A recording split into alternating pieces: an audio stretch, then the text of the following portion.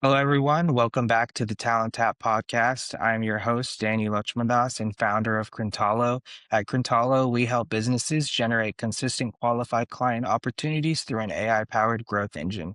And with us today, we have Edward Cruz, founder of Cruzader Advanced Recruiting Solutions. How are you doing today, Edward? I'm doing well. Thank you so much, Matthew. Good. It's good having you on. Where are you calling in from today? So I am based out of New York. Okay.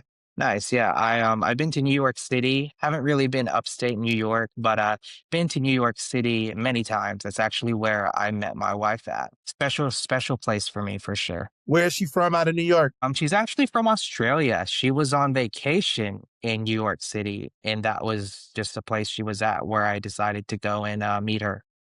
So she was raised in Australia. That's where she grew up and did all her school and everything, and ended up moving here after we got married. Well, they say New York City is the melting pot of the country. So it must have been fate to meet her here from a visit from Australia, I would Yeah, imagine. Did you guys meet at a shop or was it just super interesting? it was our very first time meeting. So we had only talked online before that for like 7 or 8 months prior. And we decided to meet in a very public place right in Times Square, right on the street in Times Square. We met. And then we just hung out that day. And the rest is history. Right after that, I went to Australia a couple times. She came to Nashville a couple times where I live. And then we got married about 4 years after that. It's awesome. Congrats. I am you know, born and raised in New York, lived in the city for about 40 years. Before COVID, I'm not too far from the city anymore, about 35 minutes, about 40 minutes away from the city. I can get in there in about an hour. I have to say that the city life has been awesome and having the ability to go in and out of the city fairly easy. It's just phenomenal.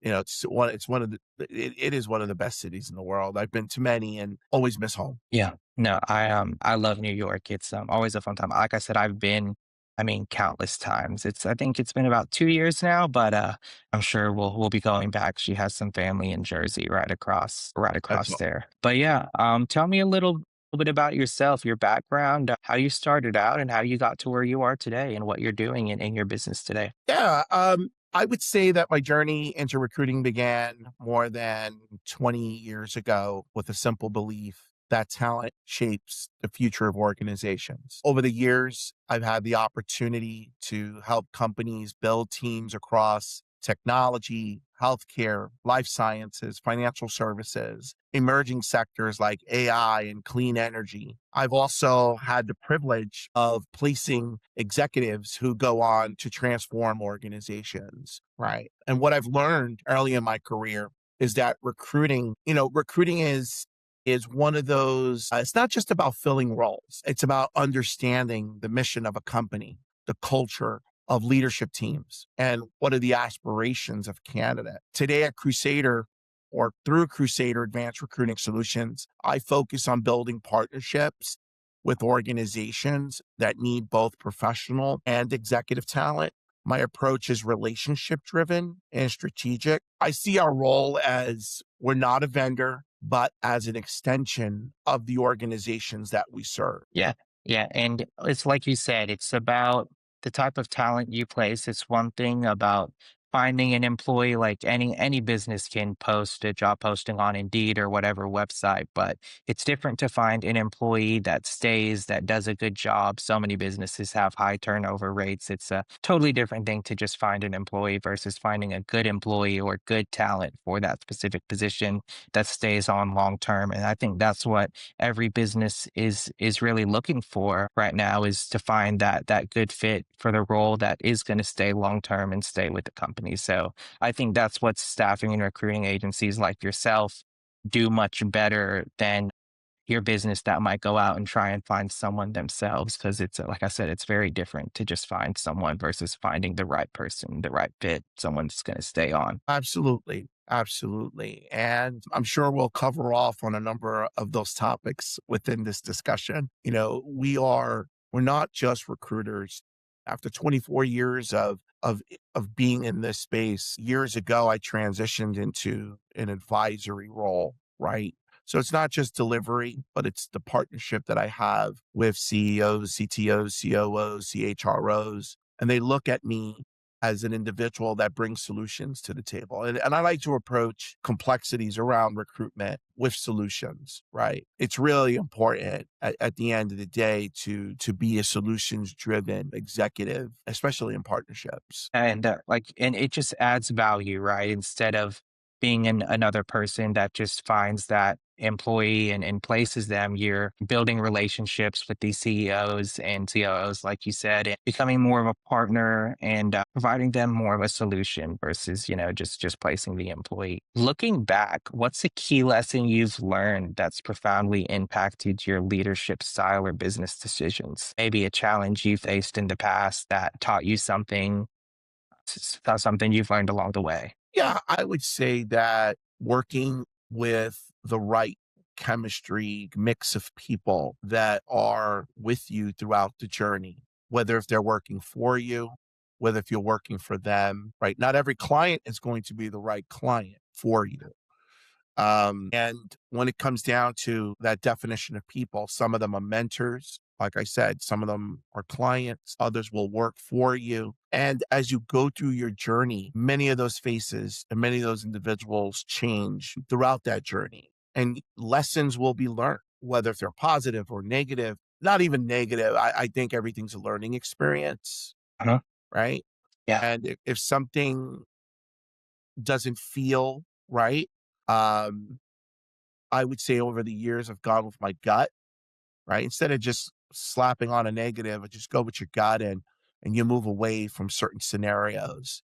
And that's also been part of my journey is to listen to that inside voice, right? Not saying it's going to be 100% right, but I'll have to say what I can say, it's been a very wonderful compass for me. Yeah.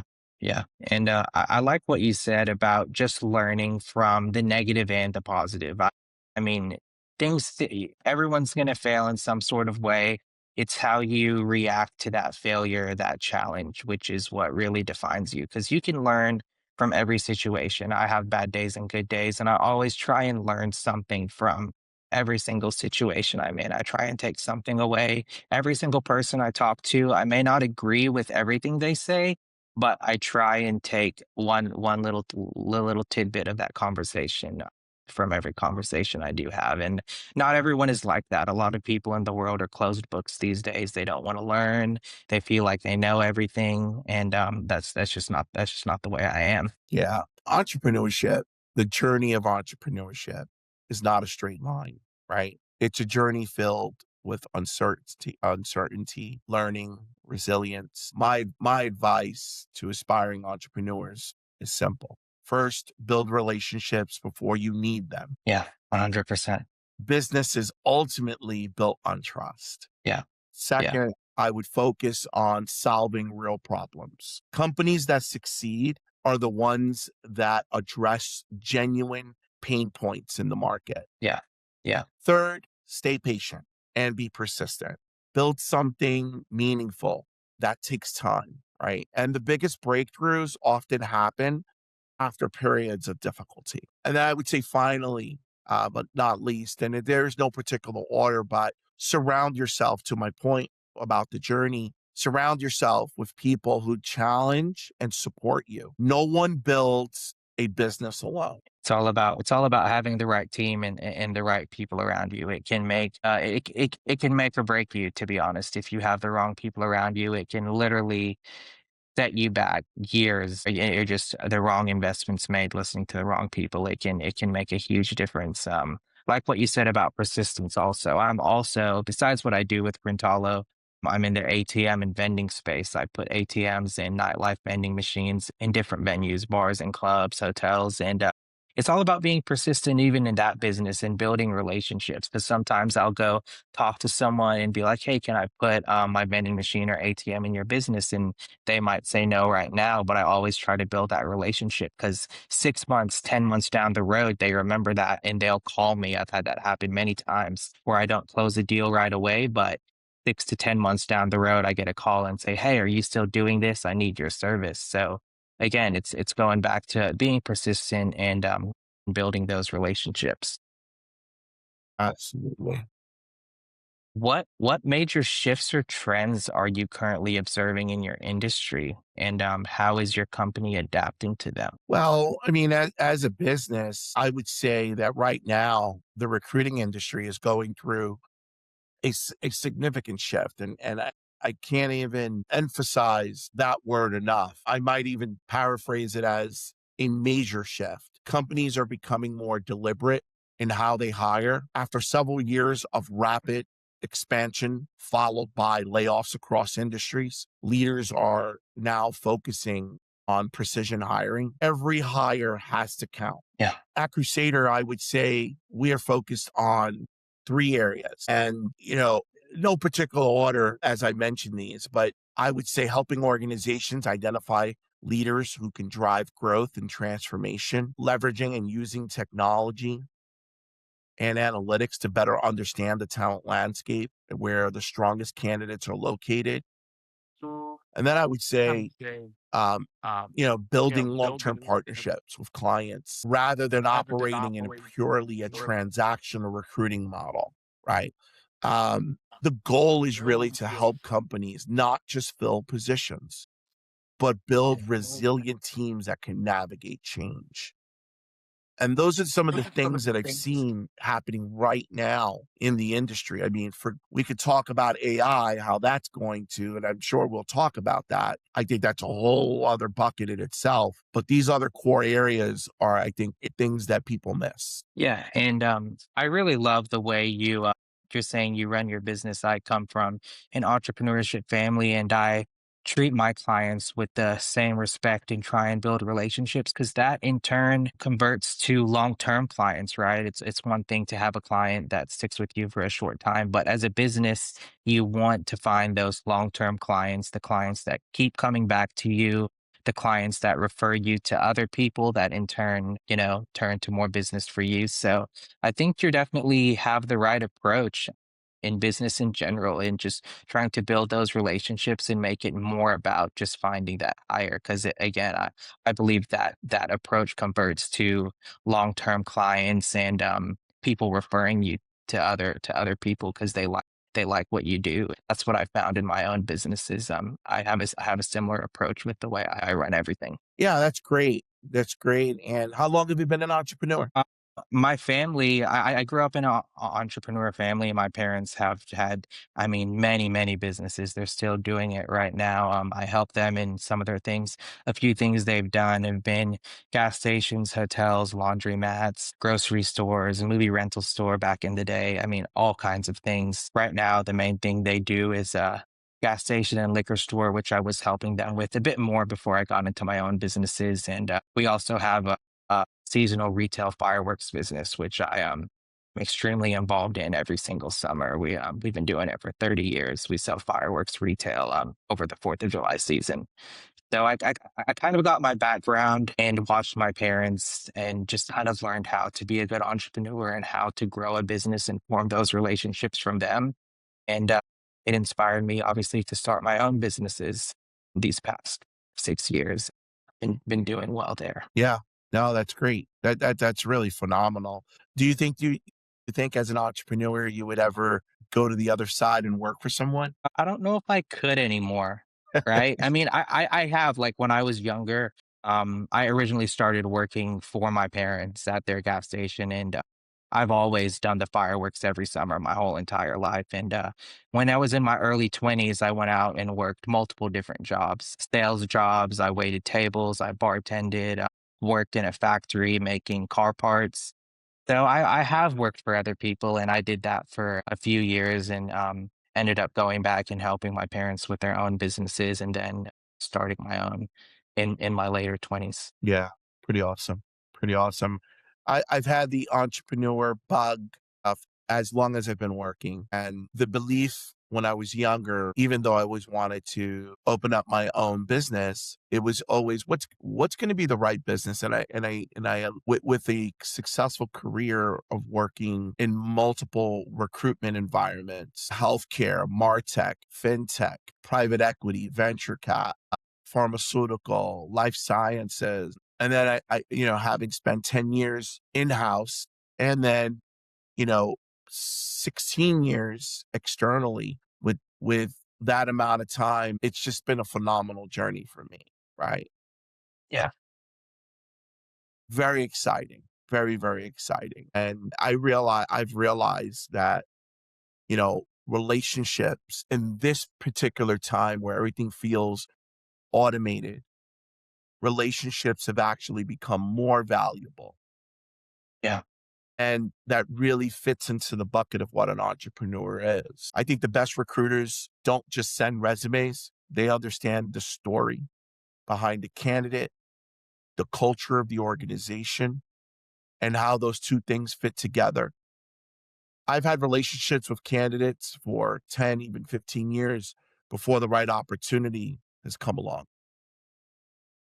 And that's good that you were able to keep those relationships. And like you said, the landscape is changing immensely with AI. Things are becoming automated, but especially in an industry like staffing, the human touch is still very much needed. I believe that even being in the AI business myself, I think the human touch is very crucial and very much needed. What I found AI is doing is it's making things much more efficient and saving businesses a lot of time on things that they don't need to spend that time on, where they can delegate that time to things that are more important in the business, right? Things that drive growth, business development. If businesses can implement AI correctly, it will save an immense amount of time and give the business that to work on business development and growth, which I think is what every entrepreneur's idea is to grow, right? When you want to grow, you want to get bigger and you want to be able to help people. So if you can find something to save you that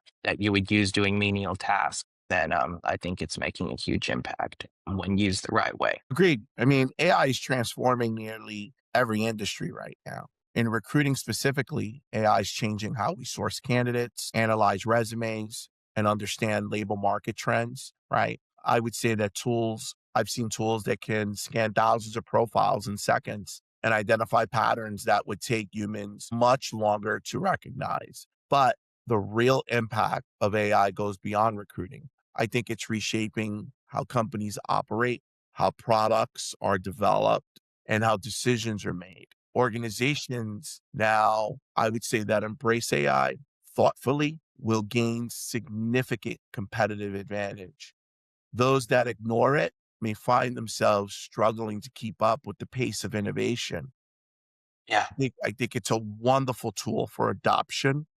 I don't think it's a replacement tool. I know there's a whole side of the community that believes it's going to replace a lot. But I do also believe that a lot will be born from the age of AI, where others can move in and take on a new skills. It's like saying, let's go back and uninvent the internet when the internet came out.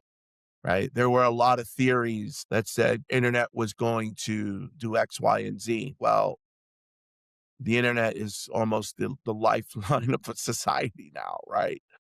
So, you know, I don't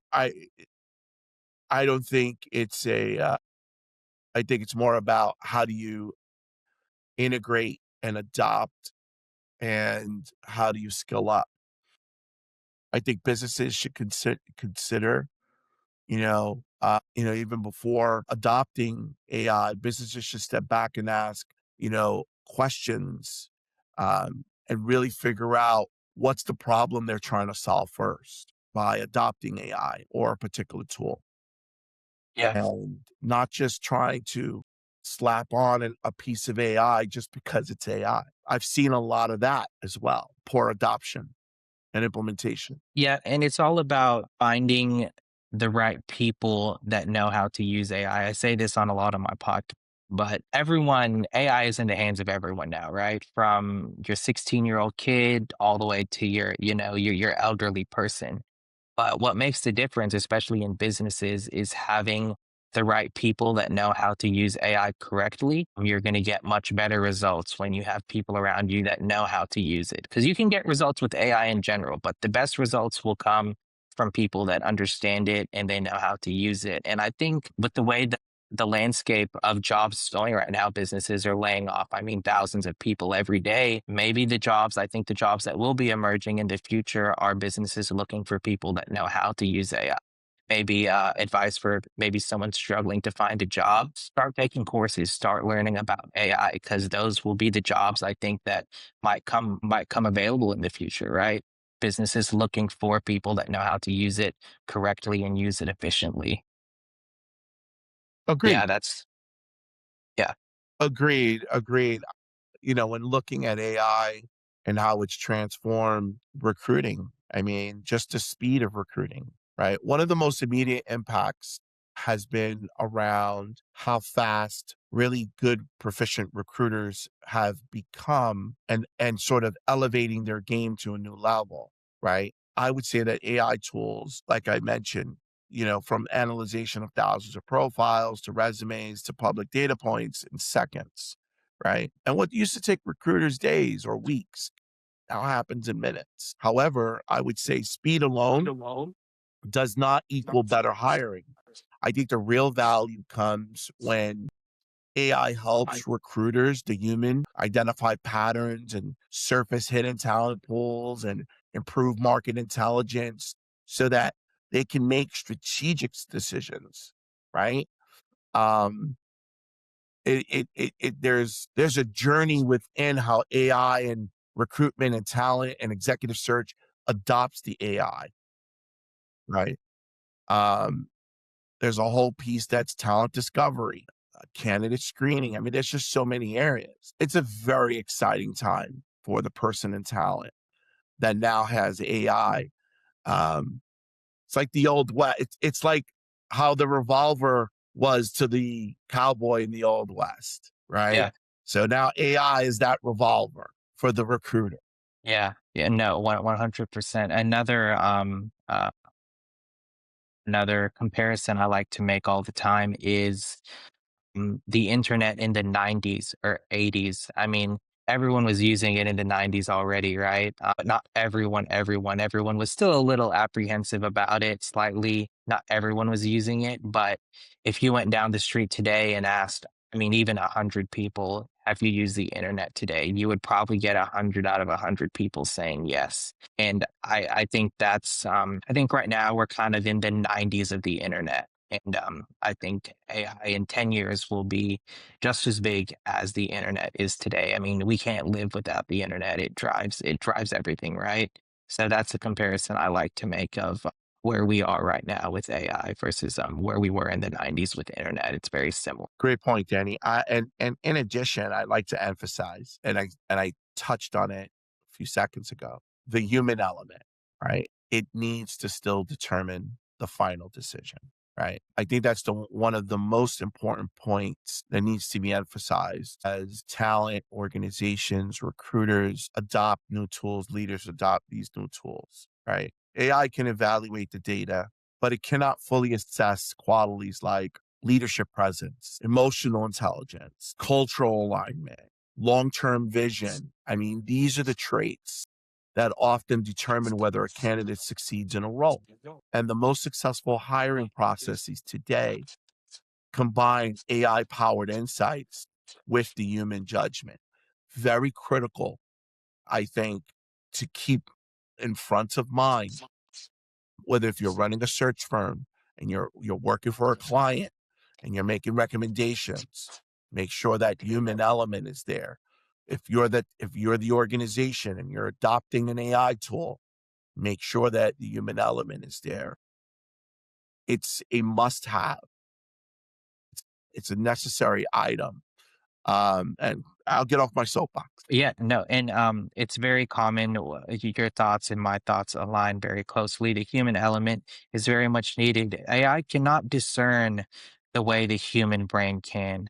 AI is very good at looking at data and giving you the data, and that is where businesses can thrive, where they can make decisions based off the data they are given, right? Instead of guesswork, right? When you make decisions based off analytics and data, you can know more for sure if you're making the right decision, right? And again, the human element is very much needed, especially in staffing and recruiting, to identify a client or a candidate and speak to them, because AI is just not going to be able to do what the human brain can do right now. It doesn't empathize the way a human does, right? That's one big thing with AI I've noticed is the empathy aspect is not there, whereas the human does have that, right? I do very much believe that with any AI tool, the human still needs to be there to oversee and to make the final decision for sure. Yeah, yeah, and frankly, for the listeners, this is works across the board, right? This works for manufacturing clients, this works for technology, this works for fintech, marketing, every sector, right, that does hiring and is leveraging AI in recruiting. Over the next 5 to 10 years, I would say that what we'll likely see AI help with, predictive hiring models, automated sourcing and reach out, skills-based workforce planning, career path analysis for candidates. I think recruiters, which will be ultimately necessary within the role, 100%, they'll spend less time searching for the candidates and more time advising leaders, right? The role of the recruiter will become more strategic. And that's the biggest impact AI is having. Like I said earlier, is time. I'm saved things that you don't need to do now because of AI, where you can focus on that strategy and building those relationships with the clients and driving biz, business development. Right? It's what, and I believe we're just in the beginning of AI. I mean, honestly, 3 years ago, I don't know if I had used AI at all. And now it's everywhere. I think Google has changed more in the past 3 years than it has in the past 15 because of AI. With the way all these businesses, Meta, Google, everyone is heavily adopting AI, these huge companies, right? And I think the small businesses now it's available for small businesses, and it's an example to follow. Always advise caution and doing your homework, but always be an open book and be willing to learn. Because as soon as you're a closed book, you're probably going to be get left behind, and it's gonna happen very quickly in the day and age we're in right now. Yeah. Yeah. Something else I think that'll likely happen is that you're going to have all these wonderful AI tools, but you're going to have every sector, technology, healthcare, finance, manufacturing, retail. They're investing heavily in AI now, but the number of professionals who truly understand the machine learning systems, the data infrastructure, the large language models is still relatively small, right? You're going to be faced with a talent shortage, and organizations that will succeed at, they're not necessarily the ones with the biggest budgets, right? They will be the ones who build strong talent pipelines, develop internal capabilities, create environments highly where highly skilled technologists want to work. Right now, we're seeing a global race for AI talent. Companies that attract and retain the best engineers and data scientists are going to define the next decade of innovation. Another prediction I think that will happen is that you're going to see resumes disappearing in the future, right? I mean, that's a little out there, but I don't think the traditional resume was designed for a different era. It's essentially a static document, right, that summarizes a person's career. But work today is far more dynamic, right? You're going to have AI systems that are already moving toward evaluating candidates based on skills, project history, real performance data, rather than just job titles or degrees, right? In the future, I see hiring decisions that will rely more on, I would say, vetted project portfolios, real-time skills assessments, digital work histories, reputation signals from professional networks, that kind of thing. So there are some things that are coming that I believe will happen in the market. Yeah, and it also just goes back to what I said earlier. People need to be an open book and be willing to learn about AI and learn how to use it because businesses are looking to innovate and bring in people that know how to use it on the resume side. I do believe that that is going to change also. I don't know how close we are to that, but I had someone else say that they became more aware of AI by seeing all these resumes come in, and they all looked like they were written by AI. People are just using AI to write resumes, and that's very easy to spot from what I hear. So people are, I mean, already the candidates and the talent are using AI to write simple resumes. They're not doing it themselves anymore. Yeah. I want to remind people that the human element will become more valuable as more AI continues to integrate into our society, right? I mean, ironically, as technology advances, human qualities become more important, right? Things like emotional intelligence, leadership, communication, creativity, ethical decision making, right? I mean, the traits, there are traits that will be difficult for machines to replicate. We will evolve. Again, organizations that really thrive will be those that combine, I would say, advanced technology with strong human leadership, right? As technology becomes more powerful, the value of human leadership will only increase. Yeah, no, 100%. And yeah, it really just goes back to being innovative, and being able to identify pain points, right? Things that need to change and change the right way, and having the right human to make those decisions, having the right leader with strong traits to make those decisions is going to be a big thing going forward, especially with the way I mean, there's probably hundreds of AI tools being made every single day, right? Businesses are getting confused on what to use, what not to use. So it's all about doing your homework and just learning as much as you can. Right. Right. And again, you know, just cannot emphasize more, double down on it. Recruiting has always been about people. Technology can help us process information faster, but it cannot replace the judgment, the intuition, the trust that comes from real human relationships, right? In my world, hiring decisions affect families, careers, and the trajectory of companies.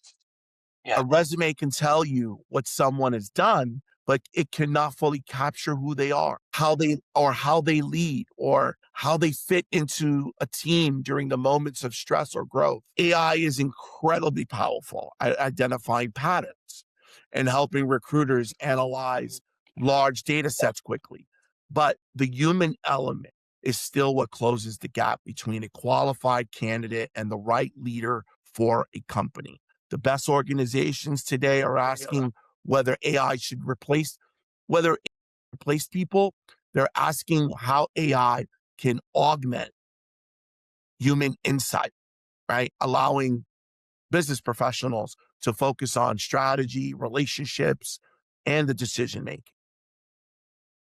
I I agree with everything you said. You're definitely spot on. To close this podcast out, I do have one more question for you, and it is, what are the plans, or what do you see in the next 3 to 5 years for Crusader Advanced Recruiting Solutions? Well, it's happening already. It's already happening. And I say that because with AI, with our business and being an entrepreneur, you always need to evolve. And let me explain. Recently became a platinum, we achieved platinum supplier status, which is the highest tier of a supplier recognition for operational excellence and quality performance and enterprise procurement readiness, right? I got the business certified for to meet complex procurement standards. That's everything from, we strengthen our capabilities across health, safety, security, environmental governance, cybersecurity, data protection controls, quality systems, corporate governance, environmental social governance, ESG, delivery capabilities. My point is that I am always, as an owner, as a business owner that's responsible for a team, delivery, clients, that evolution. If I were to wait 5 years, it just, I'm going to be late to the show. I'm always looking to evolve the business on an ongoing basis. And that was one of the areas that I wanted to elevate our recruitment professional search business, right? Folks will say, well, you're just doing executive search. No, I can build out an entire in the organization, right? And how do we do that? Is by continuing to evolve our business from a supplier perspective, right? I, um, I said this to one of my clients. Well, imagine you're a premium client. You want a premium service, right? So that's what I'm creating at Crusader. It's a premium service for premium clients. And every brand from that Series A startup, when they first get in, they're thinking we want to be a premium service or a premium brand as well. Absolutely. Bring it to Crusader. We'll help you build that all the way up to the enterprise level organization, right? Because we're always evolving our service, whether if it's a supplier status, whether if it's AI, whether if it's through, bringing in the right people. It's really critical that evolution continues to happen on an ongoing basis. So not that I wanted to stay away from that 5-year question, but it's always ongoing, frankly. And that's what a good business owner and entrepreneur does. They're always trying to grow and innovative. It never stops with business. You're always trying to do something new, innovate, make systems better, and just do the right thing. Try and help other people out in the world. So I love the trajectory you're on, and I wish you good luck and goodwill for sure in all your endeavors. I appreciate it. Thank you. It's been a pleasure, Danny. Thank you so much for the invite today. And I Yeah. really appreciate your time. Yeah, thank you. Thank you for coming on. It's been a pleasure having you on, and thanks everyone for listening. I'm going to drop Ed's LinkedIn URL in the description. Y'all go give him a follow on LinkedIn and check out all he's doing. Thank you, Appreciate it. everybody. Looking forward. Thank you.